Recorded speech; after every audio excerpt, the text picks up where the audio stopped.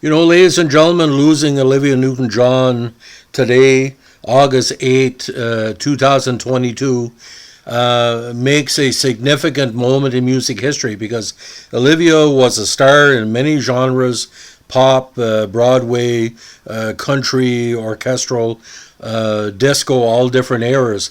But for really stands out for me, a lot of people think the same way.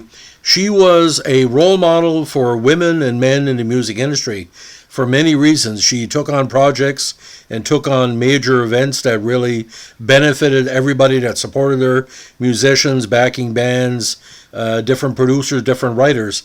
But she's part of music history in a way that a lot of people don't talk about.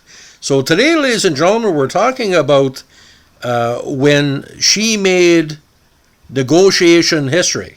Now you're saying to yourself, negotiating history, Jeffrey, what are you talking about?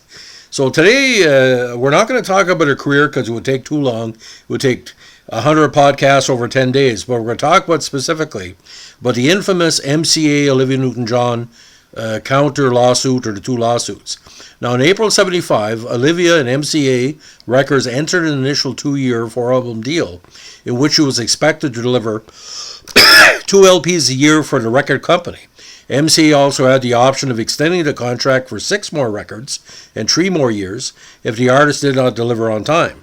MCA was allegedly allowed to increase the term of the commitment to account for the lateness.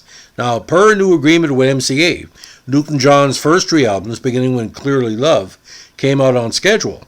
However, her fourth, Making a Good Thing Better, was late. This delay occurred around the same time she was working on Grease for RSO, and the postponement arguably gave MCA, which seemed at the time to want to keep its hold on a performer, the right to exercise his option, extend its contract, and stop her from signing with another enterprise. Newton-John also did not deliver a newly optioned album in their what he called legal idea. Now on May 31st, 78, Newton-John and MCA each filed breach of contract actions against the other. Olivia sued for $10 million and claimed that MCA's failure to adequately promote and advertise her product freed her from their agreement. MCA's countersuit requested $1 million in damages and an injunction against the singer working with another music firm. Ultimately, Newton-John was forbidden from offering her recording services to another label until the 5-year pact had run its course. However, the original covenant was not automatically extended, even though Newton-John had not duly supplied the total sum of vinyls indicated in the contract. Now, as a result of the lawsuit, record companies got really spooked and changed their contracts to be based on a set number of albums, recording by a musician, and not a specific number of years.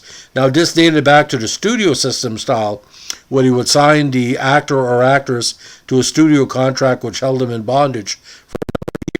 Now, with the increase in music legality because of the George Harrison, he's Chiffon's He's So Fine, the My Sweet Lord case, artist rights were getting more and more protected. Now, in 2022, records are mostly digital and now, because at the time it took a number of ways to record an album. Sure, you could do an album every 6 months or 4 over 2 years, but in 2022 people could record 10 or 15 tracks, demos and stuff like that, and get the contract. But what MCA saw, and he kind of admitted that in court, that Olivia Newton-John was becoming at the time the number 1 pop star for females in North America and in the world, because with Grease and the other popularity almost continued until Xanadu bombed. Everybody was listening to Olivia Newton-John because she would cross over pop, country, disco, bubblegum, all kind of stuff. And she was, again, a very strong actress. And working with John Travolta didn't hurt because John Travolta fans became Olivia Newton-John fans and vice versa. 2022, a lot of the artists that are working owe a lot to Olivia Newton-John, not only because she showed many crossover genres that she worked with, she also fought for the rights of the artists not only to protect their own work, but to protect themselves from being exploited.